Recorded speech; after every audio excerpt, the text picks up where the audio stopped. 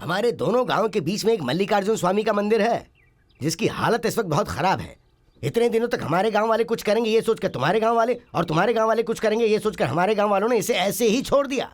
ये मंदिर जितना आपके गांव का है उतना ही हमारे गांव का भी है, इसलिए हम दोनों गांव वाले मिलकर इसका जीर्णोद्धार करेंगे और हमें उसके बाद इसका अच्छे से अभिषेक करना चाहिए, और इसलिए ये कमेटी बनाई गई। इस कमेटी में दोनों गांव के बड़े बड़े लोग हैं। कमेटी प्रेसिडेंट के लिए अगर आपको किसी का नाम चुनना है तो गोपाल जी का नाम और लक्ष्मीपति जी का नाम ज्यादा सुनाई दे रहा है, इसलिए हम सब अच्छे से सोचकर ठीक से विचार करके सभी की राय सहमति के बाद श्री गोपाल राव जी ही प्रेसिडेंट पद के लायक हैं। इस कमेटी ने ये फैसला लिया है। दोनों गांव वाले मिलकर चंदा इकट्ठा करेंगे और इस शुभ कार्य को सफल बनाएंगे, ऐसी मैं सबसे विनती करता हूं। तो हमें ये काम शीघ्र शुरू कर देना चाहिए। ये क्या अभी तक नहीं आए? क्या है? टाइम देखिए 10:10 हो रहे हैं। 10 का टाइम है ना, अभी तक आए नहीं डॉक्टर। डॉक्टर को टाइम की वैल्यू होनी चाहिए, एक एक मिनट की वैल्यू होनी चाहिए। आप कौन है जी? मैं भी एक डॉक्टर हूँ। ओह, आप भी डॉक्टर हैं? डॉक्टर का मतलब मैं डॉक्टर नहीं, डॉक्टर की होने वाली बीवी हूँ। ओह, अच्छा, आप कौन है? वो मैं यहाँ टोकन देता हूँ जी। हटिए, हटिए ना। अच्छा, डॉक्टर का कोई बड़ा भाई भी है, वो कैसा आदमी है? कैसा आदमी मतलब? वही गुस्से वाला है, ऐसा सुना है। आप उनके बारे में क्यों पूछ रही हैं? उस भैया का नाम सुनते ही डॉक्टर की पैंट गीली हो जाती है, गीली। डॉक्टर पढ़ा हुआ लड़का है, कोई ऐसे डरता है क्या? कितनी गलत बात है। बहुत गलत है। होने दो, पहले डॉक्टर के साथ शादी हो जाए, उसके बाद सब ठीक कर दूंगी। क्या करने वाली हैं? क्या करूंगी? शादी करके 1 साल में जुड़वा बच्चे पैदा करूंगी और उसके हाथ में दे दूंगी। जब वो बच्चे 5 साल के हो जाएंगे ना, तब उसे बड़ा परेशान करेंगे। इस तरह से अपना बदला लूंगी।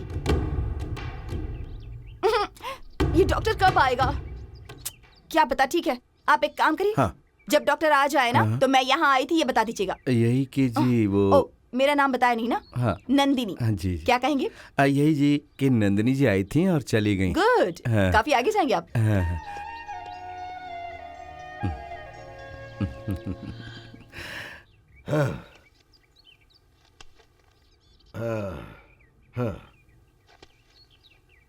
और अब ये पूरा हो गया है, पूरे 4,98,200 रुपए। और तुमने जितना दिया उतना तो मैं नहीं दे पाऊंगा, पर इस भगवान के कार्य के लिए मेरा चंदा 1,800 रुपए है।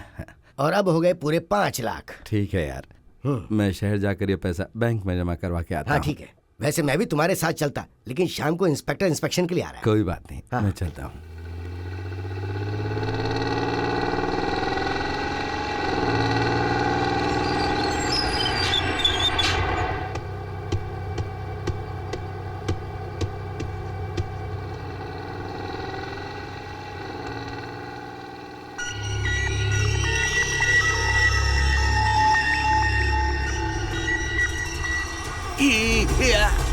अरे क्या हो गया सर?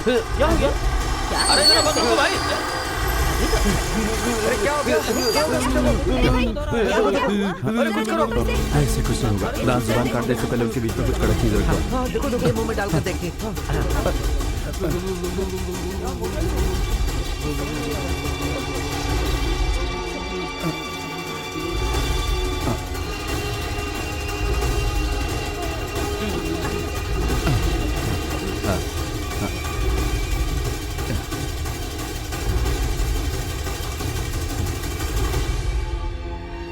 आप लोग जाइए अपनी अपनी सीट पे बैठिए, जरा इन्हें हवा आने दीजिए। अब कैसा है बेटा? ठीक है।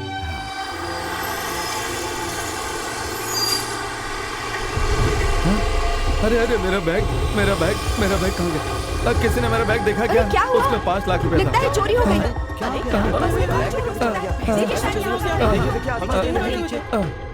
मेरी सोच गलत नहीं हुई, उसकी अच्छाई के कारण ही आज उसका यह हाल हुआ। अपने आदमियों को भेजो और पुलिस में यह कंप्लेंट लिखवाओ कि उसने मंदिर का पैसा चुराया। इस समय पुलिस स्टेशन का एसआई उसका भाई ही है, वो खुद जाकर अपने भैया को अरेस्ट करेगा और उसे ले जाकर थाने में बंद करेगा। और जब मैं ये अपनी आंखों से देखूंगा तब मेरे दिल को शांति मिलेगी। अरे गोपाल जी, आपने मंदिर का पैसा चुराया, ऐसा पुलिस कंप्लेंट किसी ने की है। पुलिस आपको लेने के लिए आ रही है गोपाल जी।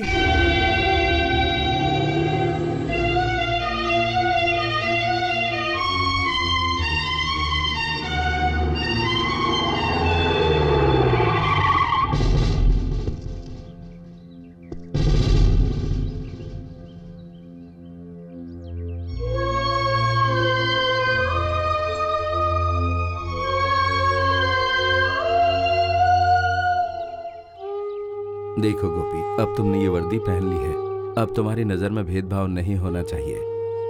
गुनहगार चाहे तेरा भैया हो या कोई और हो, उसे सजा देने का अधिकार है तुझे। ये तेरा फर्ज है, इस वर्दी का गौरव है।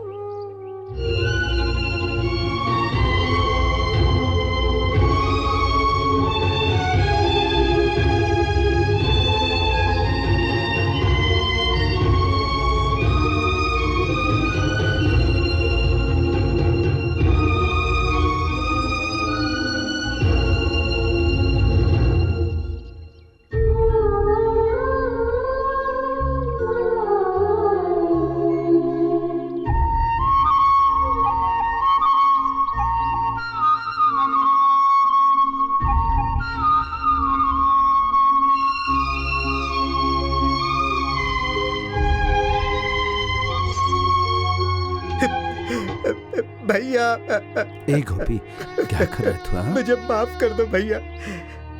ये सच है कि मैं पुलिस वाला बनना चाहता था, लेकिन मुझे ये दिन भी देखना पड़ेगा, मैंने कभी नहीं सोचा था।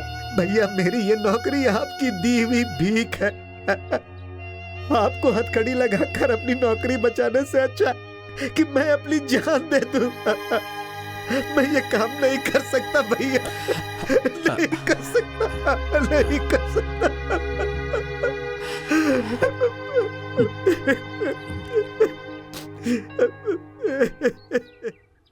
क्यों बेटा, इतने दिनों से मेहनत कर रहा था, अब इस्तीफा क्यों दे रहा है? जरा अपनी बीवी के बारे में भी तो सोच लेता एक बार। इसमें सोचने वाली क्या बात है नानी? दिन रात मेहनत करके बड़े भैया ने इनकी इतनी अच्छे से परवरिश की, इन्हें इतने बड़ा ऑफिसर बनाया। अब उन्हें गिरफ्तार करना हो, ऐसी नौकरी नहीं चाहिए। अच्छा है, भाई एक दूसरे के बारे में सोच रहे थे, अब बीवी भी सोचती है, अच्छी बात है। नानी माँ, भैया कहाँ है? नमस्ते जी। ओह, तुम आओ, बैठो। ऐसे ही ठीक हूँ। कैसे आना हुआ? आपने उस दिन कहा था ना कि मैं अपनी कंपनी बंद कर दूं। आज मैं अपनी कंपनी को बंद करने के लिए तैयार हूं और उसके लिए मुझे 5 लाख रुपए चाहिए। ठीक है, तुम्हें पैसे की जरूरत है वो मैं देता हूँ। थैंक्स जी। लेकिन तुम्हें अपनी कंपनी बंद करने की जरूरत नहीं। सर? हाँ मिस्टर मधु, आपके भाई के साथ जो हादसा हुआ वो मुझे पता है। आपके परिवार के बारे में भी मैंने बहुत सुना है। जनरली सब लोग उदाहरण के तौर पर तुम्हें राम लक्ष्मण कहते हैं। राम लक्ष्मण कैसे थे ये तो सिर्फ किताबों में पढ़ा है, लेकिन किसी ने देखा नहीं। तुम्हारे भाइयों को देखता हूं तो शायद राम लक्ष्मण भी ऐसे ही होंगे। ऐसे परिवार को तकलीफ में आना यह बहुत ही दुख की बात है। राम के हनुमान के जैसा तो नहीं, लेकिन अपन तुम्हारे लिए ऐसा कुछ कर सकते हैं। ये पैसे तुम रख लो। तुम अपनी कंपनी के नाम पर सब माल तैयार करो, मैं पूरी दुनिया में उसकी मार्केटिंग करूंगा। सर, आपका यह एहसान मुझ पर उधार रहा सर। दोस्तों के बीच में कौन सा एहसान? We are friends.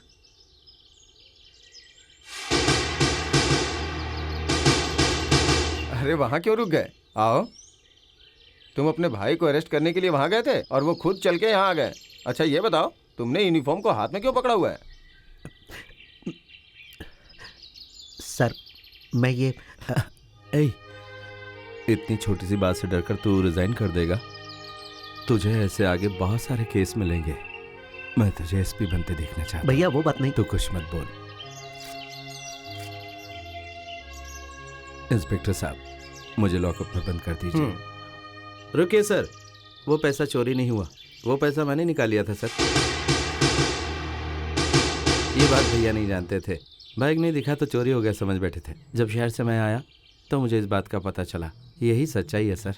ए मधु, जो हुआ उसके लिए मुझे माफ़ कर दो भैया। घर चलकर आपको सब कुछ बता दूंगा। सर, ये रहा 5 लाख रुपया।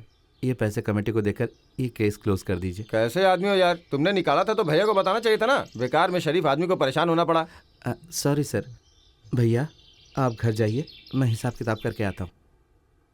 चलता हूँ। ठीक है। समझ नहीं पा रहा हूँ कि उसे नीचा कैसे दिखाऊं। आखिर उनके पास 5 लाख रुपए आए कहाँ से? लेकिन अंकल, मुझे कुछ समझ नहीं आ रहा है। आज तक तेरी समझ में कोई बात आई है जो आज तेरी समझ में आएगी? बेवकूफ इंसान।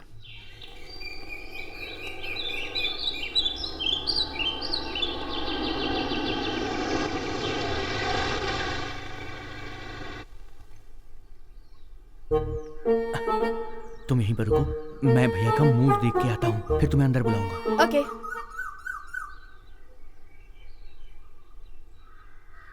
भैया। क्या है? वो भैया, मैंने आपसे कहा था ना कि मुझे आपसे कुछ बात करनी है, उसी के लिए आया हूँ। कौन सी बात? वो भैया, मैं और एक लड़की एक लड़की से लव। अच्छा, लव करते हो? इस बारे में तुमने मुझे कब बताया? गांव में सब बातें कर रहे थे, मैंने भी वहीं सुन ली। सॉरी भैया, आपको बहुत दिन पहले मैं बोलना चाहता था और मुझे आपसे बोलने की हिम्मत नहीं हुई। ओहो। वो लड़की अभी बाहर ही खड़ी है भैया। बाहर क्यों खड़ा रखा है? अंदर लेकर आना उसे। ठीक है भैया। सुनो, भैया का मूड बहुत अच्छा है, आ जाओ। चलो आओ।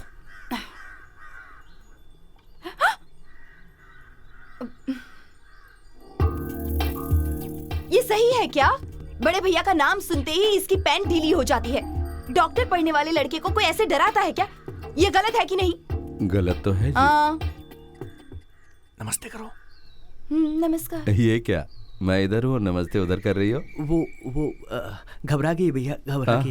हाँ। अच्छा, तुम्हारा नाम क्या है बेटी? नंदिनी। नंदिनी। नंदिनी भैया। क्यों, ये नहीं बता सकती क्या? वो बड़े लोगों की इज्जत करती है ना, और सिर्फ क्लोज फ्रेंड से ही ये बात करती है। वैसे भैया बहुत शर्मीली है ये। ओहो। है ना? मेरी एक बार उस डॉक्टर से शादी हो जाए, फिर उसके बड़े भैया को भी देख लूंगी। क्या करेंगी? क्या करूंगी? शादी करके ना जुड़वा बच्चे पैदा कर दूंगी 1 साल में, और उसके हाथों में दे दूंगी। जब बच्चे 5 साल के हो जाएंगे ना, उसे बड़ा सताएंगे। अरे भाई, लड़की चेहरा नहीं दिखा रही तो मैं फैसला कैसे लूं? सर उठाओ ना। क्या बोलेंगे? यही जी कि नंदिनी जी आई थी और चली गई। गुड। काफी आगे जाएंगे। ये आपके बड़े भैया हैं? हाँ। क्यों? नंदिनी क्या हुआ? अरे हुआ क्या, कुछ बताओगी? ये आपके बड़े भैया हैं। हाँ है। उस क्यों? दिन हॉस्पिटल में क्या? मैंने बहुत कुछ कह दिया, शादी के बारे में भी। अब मैं क्या करूँ, कुछ समझ में नहीं आता। भैया छोटी छोटी बातों को बिल्कुल माइंड नहीं करते हैं। तुम घबराओ मत, मैं उनसे बात करूंगा। उनका इतना अपमान किया, अब कैसे बात बनेगी? वो नहीं मानेंगे। तुम ना कहीं और शादी कर लो। अगर लड़की पैदा हुई तो उसे मेरा नाम दे देना। मैं मर जाऊंगी। हाँ।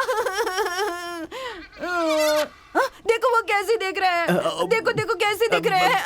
वो कभी नहीं मानेंगे। नंदिनी, तुम कहाँ जा रही? मेरी बात तो सुनो नंदिनी। ए शेखर, ये लड़की सही कह रही है। ऐसे जब उस दिन हॉस्पिटल में देखा था, तभी एक फैसला ले लिया था। देखा ना तुमने, इन्होंने सब कुछ सुन लिया, इन्होंने फैसला भी कर लिया होगा। मैं चलती हूँ। ठीक है बेटा, जाओ। और सुनो, अगली बार आना तो अपने माता पिता को लाना, शादी की बात करनी है ना उनसे। नहीं समझी? तुम ही मेरे भाई के लिए सही जोड़ी हो। यही फैसला है मेरा। थैंक यू बड़े भैया, मुझे आशीर्वाद दीजिए। उठो बेटी, शीघ्रमेव कल्याण प्राप्तिरस्तु।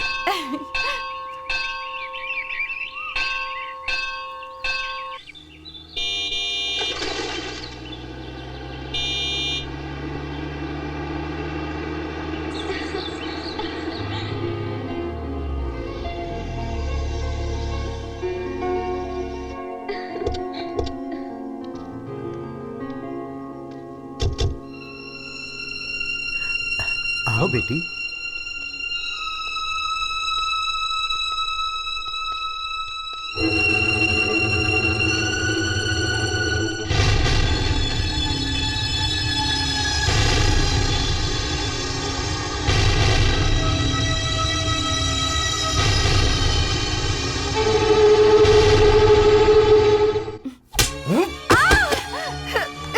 मेरी इज्जत तूने मिट्टी में मिला दी। किसी भिखारी से कहती तो उससे तेरी शादी करवा देता। जानती है तू किससे प्यार करती है? जिस इंसान की वजह से तेरे बाप की यह हालत हुई है, उसके भाई से तू प्यार करती है। उस दिन वो गोपाल मंगनी के दिन हमारे घर तक तो आया, लेकिन तेरी बुआ को छोड़कर चला गया, और उसी गुस्से में आकर अपनी बहन की शादी मैंने किसी और के साथ कर दी। बाद में मुझे पता चला कि पहले भी उसकी शादी हो चुकी थी। वो दूसरी शादी होती तो भी चलता था, लेकिन वो एक कमीना इंसान था। तू किसी से प्यार करती थी ना, ऐसा बोल बोल कर उसने मेरी बहन की जिंदगी बर्बाद कर दी थी। तू चरित्रहीन है इसीलिए वो छोड़ कर गया, ऐसा कह के वो टॉर्चर करता था। मेरी बहन ये सब बर्दाश्त नहीं कर पाई और फिर एक दिन उसने अपनी जान दे दी। और इन सब का कारण कौन है? उसका भाई। और ऐसे घर में तू बहू बनकर जाएगी? एक बात तो ध्यान से सुन ले, तो जिंदगी भर इस घर में कुंवारी पड़ी रहेगी तो भी मुझे परवाह नहीं, लेकिन उसके भाई के साथ मैं तेरी शादी कभी नहीं करूंगा। हाँ। हे, तुरंत पंडित को बुलाओ, जल्द से जल्द तुम्हारी और नंदिनी की शादी होगी।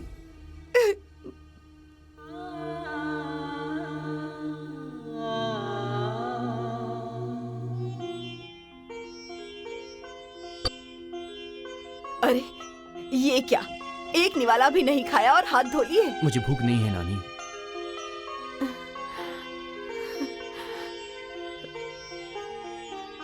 वो लड़की बहुत अच्छी है, पढ़ी लिखी है, हम सबको बहुत पसंद आई, लेकिन लक्ष्मीपति के बारे में सोचता हूँ तो बहुत डर लगता है। हमारा परिवार कब अलग हो वो यही राह देख रहा है। भैया सच्चाई तो यही है कि मेरे लिए इस परिवार से बढ़कर और कुछ भी नहीं है भैया। मैं उस लड़की को भूल चुका हूं, आप भी भूल जाइए।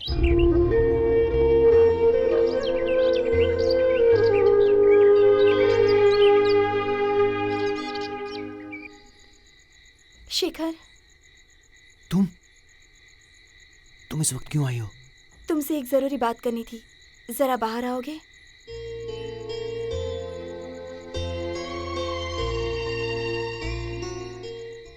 ये क्या, तुम सूटकेस लेकर आई हो? शेखर, मेरे पिताजी ने मेरी शादी करवाने का फैसला कर लिया है। चलो हम दोनों यहाँ से भाग चलते हैं।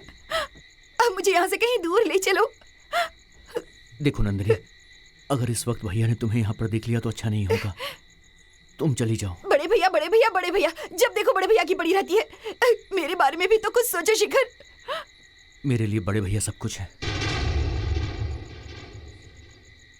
शिखर, अपने दिल पर हाथ रखकर कहो कि तुम उससे दूर रहकर खुश रह पाओगे।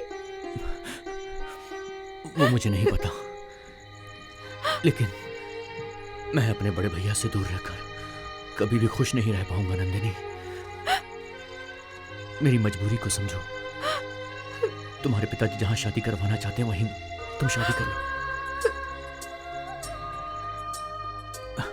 देखो बहुत रात हो गई, अब तुम जाओ यहां से, मुझे माफ कर दो।